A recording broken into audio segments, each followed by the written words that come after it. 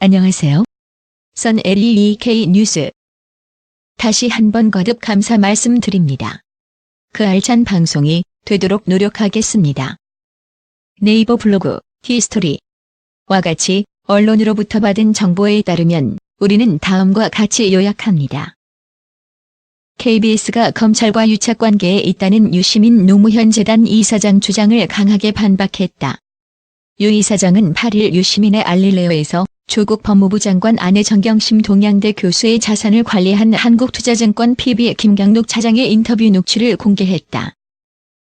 김경록 차장은 조국 장관 오촌, 조카 조범동 씨에 대해 사모펀드 문제가 일어났을 때 조범동이 도망가잖아요. 이건 100% 돈 맡긴 사람 돈을 날려먹은 걸로 볼 수 있다며 사실상 사모펀드 의혹을 조범동 씨의 사기 행각으로 규정했다.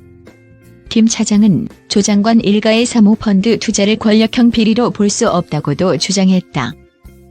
언론은 김 차장이 정경심 교수 PC의 하드디스크 교체를 도와 증거인멸을 도왔지만 내부 고발 증언을 한 인사로 보도됐는데 정반대 증언도 내놨다. 그는 PC 반출과 관련 내려간 건 유리한 자료들을 확보해야겠다는 것이었다며 증거인멸이 아니라는 취지의 주장을 폈다.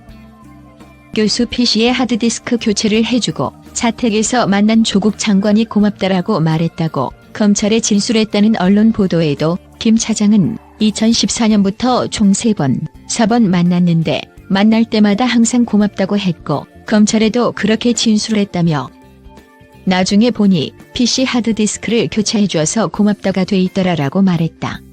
언론이 왜곡 보도를 했다는 얘기다. 특히 김 차장은 특정 언론사와 인터뷰를 하고 들어왔는데 우연히 검사 컴퓨터 화면을 보니 인터뷰 내용이 있었다며 조국이 김경록 집까지 쫓아갔대 털어봐 이런 내용인데 조국이 우리 집까지 찾아왔다고 한 적이 없는데 그걸 털어보라는 게 있더라라고 말했다. 이에 유시민 이사장은 특정 언론사를 KBS라고 밝혔다. 유 이사장은 김 차장이 자기가 신뢰하는 사람 소개로 KBS 법조팀장이랑 인터뷰했는데 진실하게 보도해준다고 해서 했더니 기사는 나오지도 않고 직후에 조사받으러 들어갔다가 검사 컴퓨터 화면을 우연히 봤는데 KBS랑 인터뷰했다던데 털어봐. 조국이 김경록 집까지 조국이 왔다던데 털어봐. 이런 내용이 거의 실시간으로 있다더라라고 말했다. 유 이사장은 공영방송인 KBS 법조팀장이 중요한 증인 인터뷰하고 기사도 안 내보내고 검찰의 내용을 실시간 흘리는 게 가능하냐고 비판했다. 김 차장과 유 이사장의 주장이 사실이라면 검찰과 KBS 유착관계를 의심할 정황이다. 언론이 사건에 깊숙이 개입하고 검찰과 공동전선을 편다는 비판도 나올 심각한 사안이다. 유시민 이사장의 방송 뒤 KBS 법조팀장 실명이 실시간 검색어로 오르는 등 관심이 폭발했다. 이에 KBS는 9시 뉴스에서 리포트에서 유시민 이사장에 정면 반박했다. KBS는 지난 9월 10일 사건의 핵심 증언을 한 김 차장을 만났다면서 사실 관계를 있는 그대로 말해달라고 설득해 1시간가량 인터뷰했다고 밝혔다.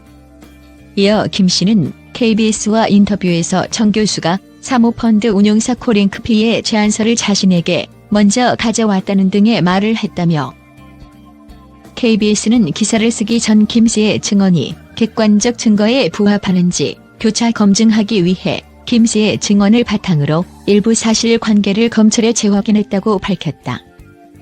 KBS는 또 조 장관 측의 입장도 듣기 위해 법무부와 정 교수 측에 문의했지만 별다른 답변을 듣지 못했다.